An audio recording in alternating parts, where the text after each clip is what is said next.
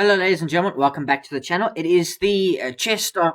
It is the Chess Esports World Cup for 2026. It is the play-in stage today, and then the group stages will start tomorrow. We're looking for 2 players to join the likes of Magnus Carlsen and Alireza Firouzja and the like. So there are 8 players. They are competing in a double elimination bracket. We have the final matchup of the day for you, Andrey Esipenko versus Vladislav Artemiev. They competed in the losers grand final thing, and then I will show you who went on and won the winners bracket and the second player to join these two. It is Esipenko, it is Artemiev. This is the game that I have to show you. It is Esipenko with the white pieces, and he had d4. This is 2 games of 10 plus 0. This is their first game, knight to f6. We have c4, now e6, and now knight to f3. So not going with the traditional knight to c3, which would have allowed an Indian. We go knight to f3, and now d5 and a transposition into more of a queen's gambit declined, and now a semi-tarash with the move c5. We have c takes d5, and then the mirror image capture of c takes d5, queen takes, and then pawn takes, and this is quite a well-known position. Although Esipenko has spent 11 seconds on queen takes d4, I don't know why. We have the move now e4, takes, we swap the queens off, and now the move knight to g5, threatening a fork, but also going to win this pawn back. This is basically the Berlin defense for d4. Yeah, there's not much you can do here. We have bishop e6, and now bishop to b5. Now, bishop e6 is already an interesting move, because it allows him to just capture it, right? So bishop e6, it allows Esipenko, if he wants to, just take with check, and to leave Artemiev with 2 double pawns. You can just have 2 double pawns that are isolated and easy targets. I don't know why he doesn't take the bishop. He instead plays bishop b5. I don't know, maybe looking for some instigation here or something. But we now get a6. Bishop comes back. Now knight bd7. You can still take this and double the pawns. But we get short castles. And now the move knight to c5. And now what do you do? Because your bishop is under fire. Yeah, you could probably retreat it, but now my bishop's also defended. So after rook d1 check, king e7, clutch move from Artemiev. And now bishop to c2, we just get rook to c8. And probably white hasn't capitalized on their advantage. We get bishop e3, which targets the knight. But now I throw in the move h6. Bishop takes c5 check, rook takes. And now we grab the pawn back. But you've got to be careful here, because if I take this knight, you've got to rely on tricks here. You've got to play bishop takes e4. Because if you play knight takes e4, you drop your bishop here on c2. So, got to be very careful here. We get rook to c7 instead. We don't want to trade knights. Now, rook ac1. Now, g6. Now, the move a bishop to b3, offering an exchange. And we take. But Artemiev doesn't waste the opportunity to double Esipenko's pawns, and now he plays the move rook to c6. We get the trade of knights, and now the rook infiltrating. But king g7, Artemiev has castled by hand. He'll get the bishop out in just a moment, and he should be fine. We get rook takes, but now the bishop's out, and after you move, I get my other rook out, and we trade. And even though I'm down a pawn as black, you have double pawns, which I will now sweep up. So this should be a draw. No drama whatsoever. Rook e3. Bishop a7 targets the rook. Rook moves. Rook f6. Oh, hang on. That's a bit scary. That's a bit scary. Gotta do this right. Knight d1. Passive, but you're defending. Now, rook c6. I'm gonna come and undermine the defense of this knight in just a minute. So king to f1. Now bishop b8. You don't want to, go full Bobby Fischer and take this pawn, which will almost certainly lead to a trapped bishop. But now knight to e3 and rook c1 check. King comes up. And now, rook b1 going to target it. Knight c4, what a move. Bishop takes h2. But what about g3? In the bishop trap? No, h5. You're not Bobby Fischer. You are going to get your bishop out in time. King f3, and now h4. There is no Bobby Fischer blunder here. Just takes, and now I can get the move f5 in. Even if you didn't take, for example, and you went here, I'm going to get out. Because in the Bobby Fischer game, there wasn't a rook on the back rank defending the bishop. So just a key difference here between Esipenko and Artemiev and Fischer and Spassky. Now king h6, rook a5. This game is surely a draw, right? There's nothing these players are going to do. They trade off, a couple of pawns. I mean, White's got winning chances because Artemiev hasn't actually gone and won any of these. They're still here. And now he's 2 pawns up. And rook a4, now you get rook d3. And now I begin pushing. And rook b3 is a fantastic move because it just paralyzes everything. This pawn can't move forward. This rook can't move, otherwise you lose the pawn. It just paralyzes everything. We play b5. And now he plays rook bishop c1. Why? Because the rook kicks it and now the pawn's made it to b6. When, you probably could have just taken it. You can't in this position because there's knight a3, which hits the rook, and this hits the bishop. So there is a tactic, but bishop c1 probably isn't it, and that spoils the game, which is unbelievably upsetting.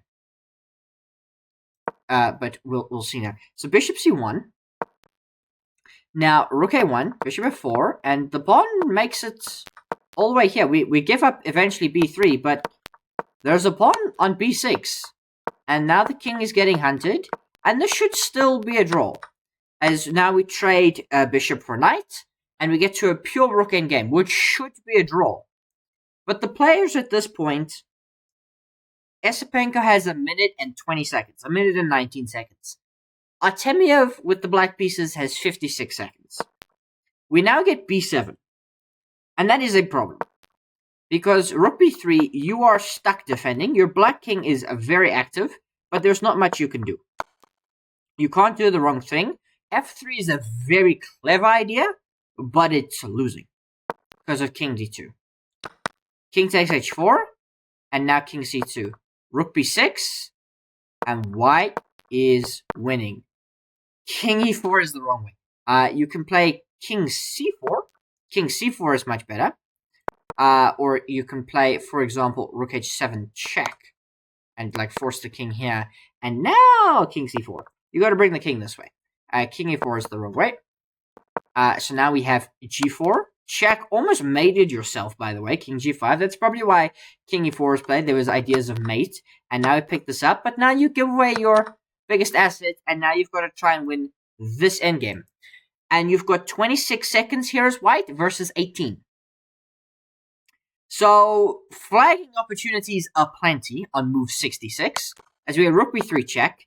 And now it is a time scramble. As the players are playing like a move a second. They are flying through this. And this is a draw. This is a draw for most grandmasters. The thing is, at a point here on move 84, Artemiev has 7 seconds versus 17. And the time control is 10 plus 0. So, unfortunately, he's got no hope of winning this game. He's got no hope. Because he's going to flag or he's going to blunder something.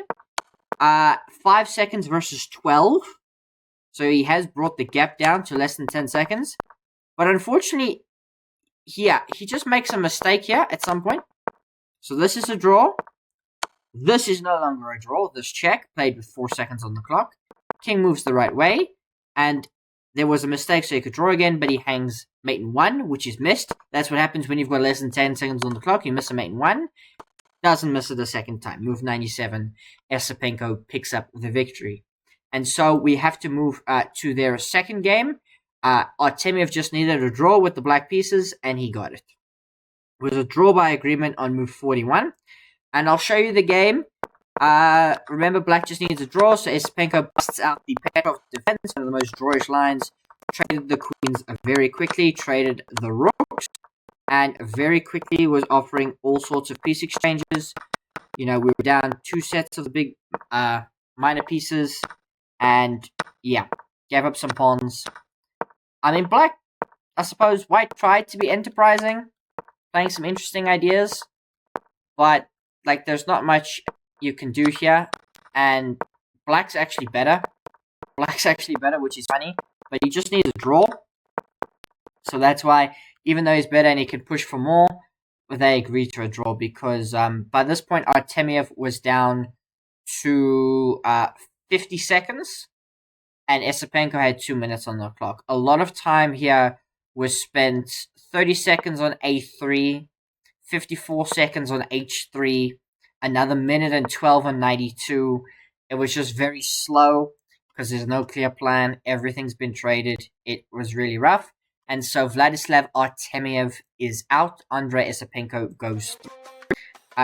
If I can just show you then the full kind of bracket of how everything looked. So it started off with 8 players: Arvind Chitrambaram and Oleksandr Grischuk. Grischuk defeated him, so knocking Arvind into the losers bracket. We'll have a look at how that shaped up in just a moment. Artemiev defeated Parham, and then Bortnyk defeated Liem, and Wei Yi defeated Esipenko. So Esipenko did a fantastic job. He was knocked out in the first round of the winners bracket and made it all the way to the final of the losers bracket. So incredible performance from him.